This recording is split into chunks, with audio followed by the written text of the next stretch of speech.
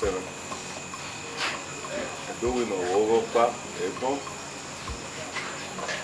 Carry out the own way after when I was so much open over here. I ate beggar. You bought no guy out, you know what was I could. You are it myself, you no more. They are one. So, my work well. I'll say, well, no, do you know what bag? My Marimia, Marimia, who now come out and tell you where, when you don't want to, I can't beg me. I came here where you do what you needful. But I'm still expecting now.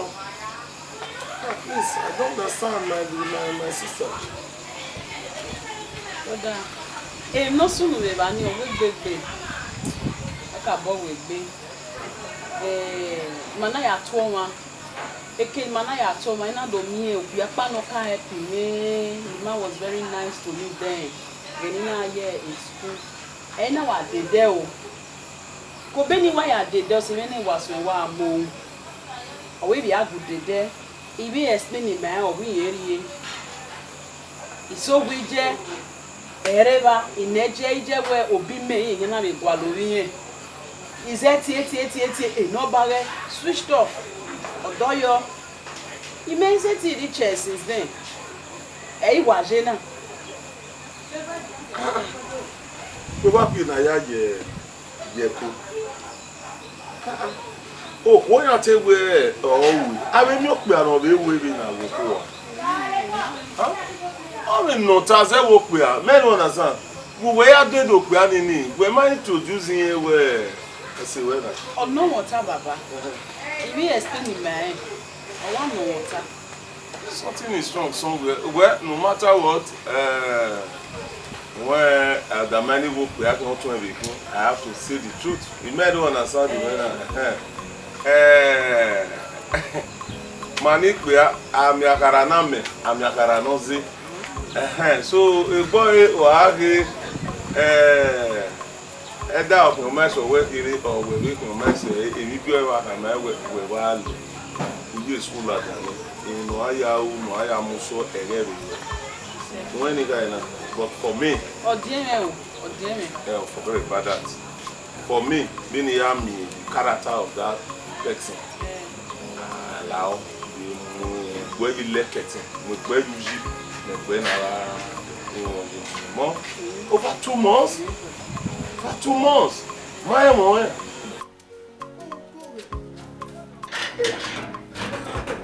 Oh, give me something. Oh, well, let me story. Tell me something. Make I hear story. Oh, a story and I can have your hand and hear each other right now.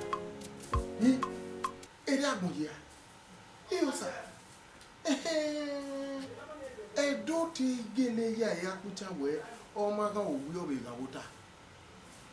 Ew. They're working on like in a gate here. Easy a way. Ni make it here of your wow. Oh, my game, or that from a student. LC4 was a phone of your money. You was a thing what would if you want Viviana easy. Come on. Hell, I did not even do me away. I wear sugar that the game keep very living. Oh, say for my sugar. I'm about to have a do with you, daddy by. You were on here. Do you know see for why I said here, but it's with me. On a motor. Is he going to refuse to look at the eyes of the handsome boy? Oh, yeah. Oh, yeah. Welcome.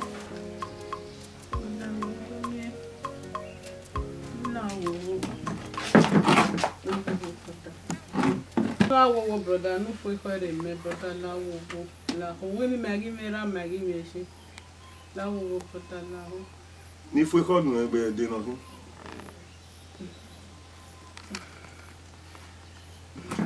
Right, good. If you go no dey be knocking. Odo ni dey be kan. Awa. Eyame. La wo. And one kabo wa jeme the very first time I set my eyes on him. I love him la iwe won kakabo wa won. La wo. Yo salo boave o. Uobo wana dog bubu. Hey! Oh, ege nugbe na aje school. Owo ko pe anuwe ri adi owa. Yen wo. Ege ni do ya re, ma we won. Omo na re ni ya we won aloran wa ro. Aloran ro.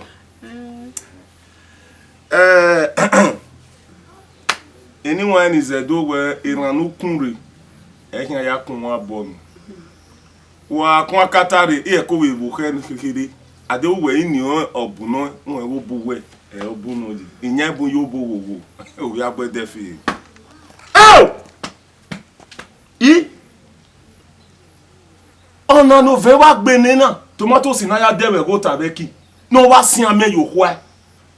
Vo wa ti ere osifo. Ewe wuwe hin alele. Mo eri laworion. Osagbe Ohuomwanmwin ni ma re ya iyun ki emi ni mama opa eva ora na do mu emi ni mama ona do mu yi ma hun. Usi dan lo nu mu la egbe na. We ma o yo we ope ani ne no si amore tomatoes ni. Ona hin gwegwe. We ma so go ni akwo yu gwegwe. Ora o ba gu yo wegwe. We ma wo ni. We go pa wo o gba wo sifo of year 11 ladiane agari emi amari ne we dam yo be ko aso kutu hey But I even know ya ge o ma hi o me odo ni e wa ni oje odo ga liki e no ga liki o ga me o ga liki e do liki do yeah odo ni o wa ma is okay Iwa kakabo we won wa ye message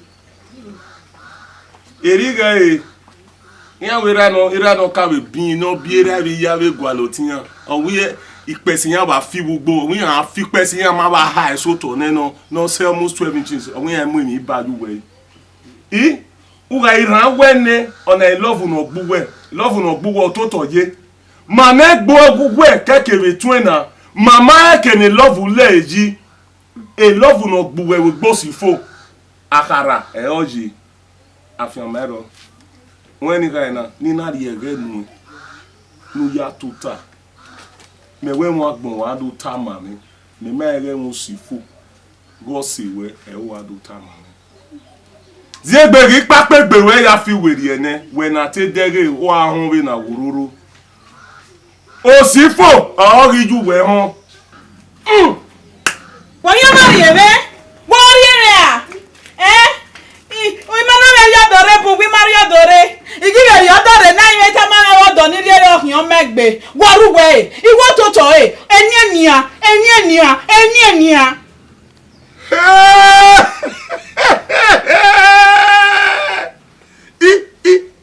iriwa ge ina wo sifo na igwe bazaba oya kiri ina we mi no wegbe ogbon abo owodo emi ni awege ni aya mu amewodo oya wego osewe legu owego sewe ne na iye na ri emi no na do ri yakara ikami no tiyan iyan we ra ipesin ya wa ba gbogbo yan wa fi pesin wa ba 12 inches iyan kedo mu ne mi ku ayo omu e ku ayo akara ne osifo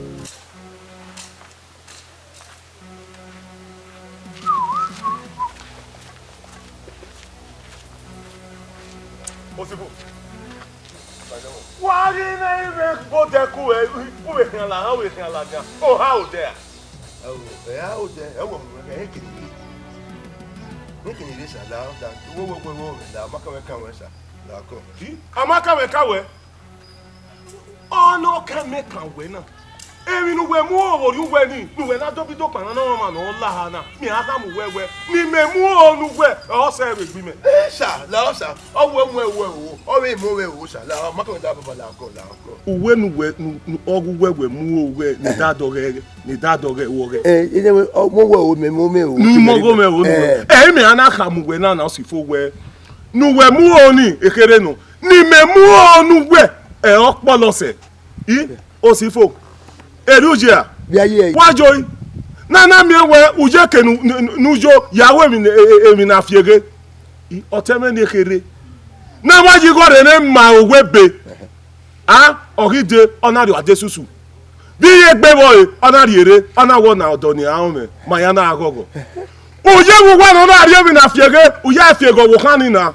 amagi mi o ipala o ti me ori soju we ne di omo na omo si tabakwa no ejo ere no si adeso era adesupo na la o la kia ni ori soji we ona odo ni ahun me ipa o to ni kiri o ni ma ti awo me gbe owo me na iwe won anyway tana me na ti ebo wa we bo e igwe di kama we na si phone emi nu egwu ya egwe go kan ni like bo u ya egwe geri me David yo ni papa na ni we mi no ro mo ri wa wa ya oyi de ekeri na mi ewe na we gun me wa o we gi me wa that wa ya ewu me ha mu we na wa ana mi ekeri na mi ewe na ana mi ewe ti me gi je sakin ya ku e mo ni gbe sakin we ko egbe me na mi ewu gi oyin mi e iwa me ko ko na we gware na me ke mi o go to ni kiri owo me iwe nu ro aboyun ekun re me gba agbo a iwe nu si aye do what I eat ona gbe da time me gba o to ni kiri me gba agbo a awo egbo ni ma ya ro se bo to ha e we gbe ta ba we gbe ni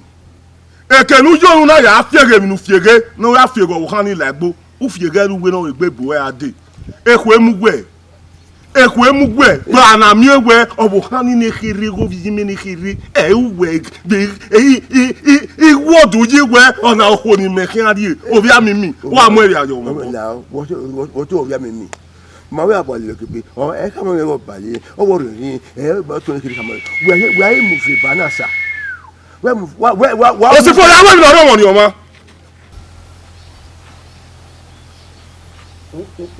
wo ni mo fi owe very well sir ijo wo na pe mi yo ma nu e o la baba la yen we arobo de na loko to ni kiri gbe kan na ma won paro se won do ami ma mi te gbe bi ni po kai meso yen so wa wo ni gunu na wo ni bi wa bo we na vi pen yo du won imu je wa tama me we eri ona kin we eri ona kin we ri tie o to ni kiri ni o kan aso fly aso we le be access okay ni o to ni kiri we ta na aso we le access okay now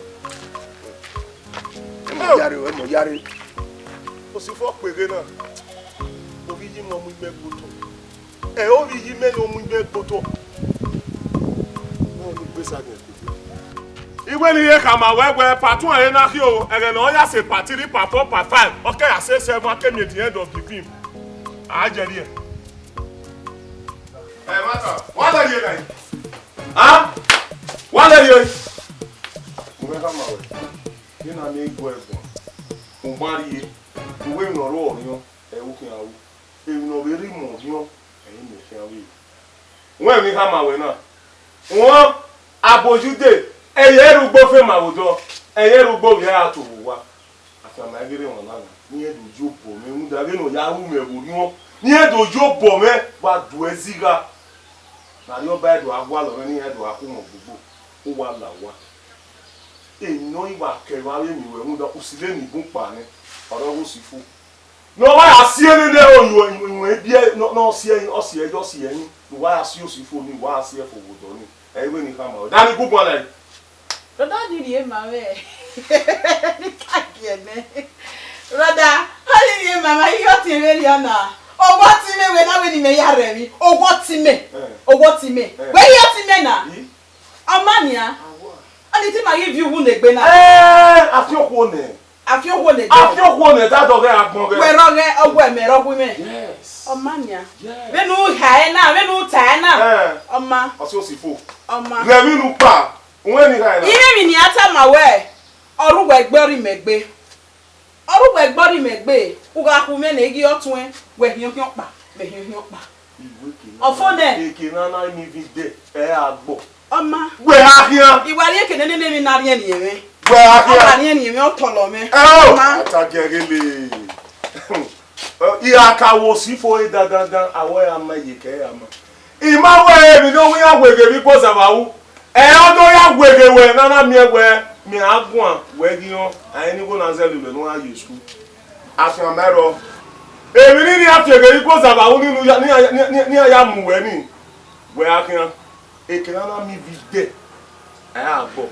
Sopa mi an bi ka mo sifo ima kin ale ikegbe. Do na maje. O we ni melu ya ye. A cattle market. Ami o. No ya latian. Amami o. Namero.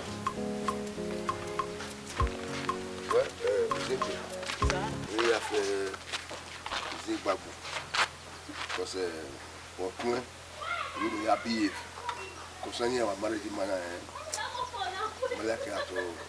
I will be able to ra. I won't be able to Otoní the money I take where I will know. I am not saying or see you in you tell me your way, your tails are low boy, be one boy, men no boilo. I care at all. I've been here where you are. I care at all. Now, we're going or couldn't even. Oh, Bill. Oh, Bill. I don't know if it was giving the pipe upon her. It's okay. You take any after his mouth. I don't know.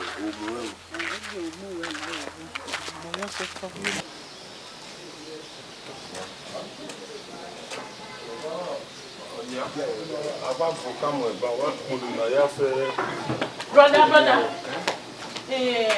Obi awa me we nyan ko we. Da we be awo we ama wo. Awo me ma wo. Ifi amuzo uzo ado ana ka we owo ri ka we ma wo. Wo ye emi mu me gba. E wa go me. Da o yo awa. O pe anu abiku. Opono. Ori o ma de no me tu. Wo ri kan me kan e ba ko. Na we ago we. Wow. Gbogbo do gbogbo. Wait. No. I have to wait for go wo ma bo mi. I dey say we are. Ah? I we ka.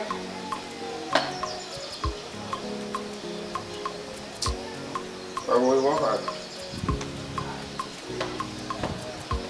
E pa domo. Wa to pe. Domo. We wo okay. Ni afọyẹ me do biosa ke we do we ikpeto ka be no wa le no we abugo ga ati owo kan domo wa to pe emi afe ni o we no ma oye bu ade ndo itatu ndo gbe emi ni bo ke congratulations to you sir awo kan ikie keza siwe you are buade now you marry me can come on anywhere congratulations and then we put here care because that's when you marry me there only and no ba ya you we go here no me where we are where my carry me oh we go no go no me ni ya fere me can come on anywhere babala we say ndo ka le gbe boots me le go high I did all I said, you might carry enough word if you know me.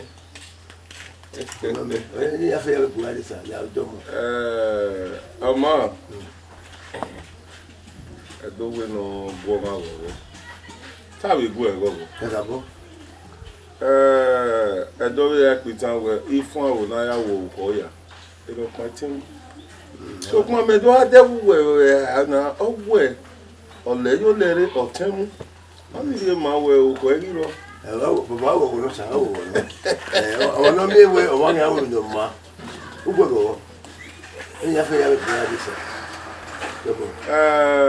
de mi no si e nana mi we kin azemi no kokon wa no we ah osifo edo we obaye oyin pa ya gbe ovien esu kon vien no ka di ziga ima oni ge egodo we nu weme uje ohun ne ra atama we o kukun mo yo we o we magi mi no keke nu we a un da mo pade mu emi lade eta o se gbebe udo agbe congratulation also oteko ubado ge ewe ne benu kin aya si ame un de mi ni guwa bo bi goze ba wu se udo de mi nu we gidi ejumo bonu we ri eje po na mi ewe irase won iyo na gwe ya gogo na ga gba ebo pa ra anyonu we gidi ire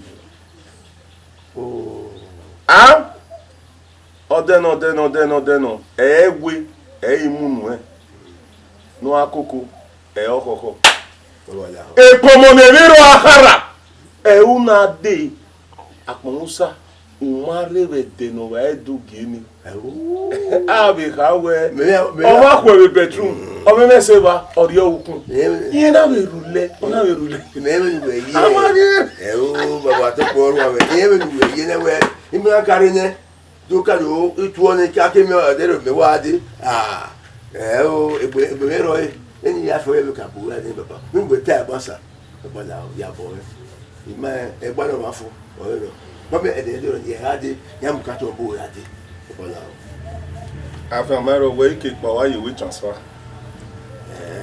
me bo afia bo yezu wewe nu school aga lo pe no ayo ga ba to tu ni àwọn abe mi ko ewa ogedegbe edo we gba no ma fo de ti be ro ke aye ka to ro wa im bo ade to bo ma ye la o ma ye la it never pass e de ne de ro ni e de lu ki ni ka to pa eva ya mu bo ade bi ya bo na wo be ma fi ko no na wo nu we ya re nu ya back who will transfer your name we ke papa ke lima when ni ka na who will transfer your name then ayoni as here odogun me zi o to be dogun me go me ra mame ogwe we manu unde mi no si eni na ta egwe memunu we me pepeye epo monemi ro akara le to maga akara asi popo osifo we dey transfer yawe do we ameke no wa mo wa na ibalo wa wo di transfer yawe wo di transfer yawe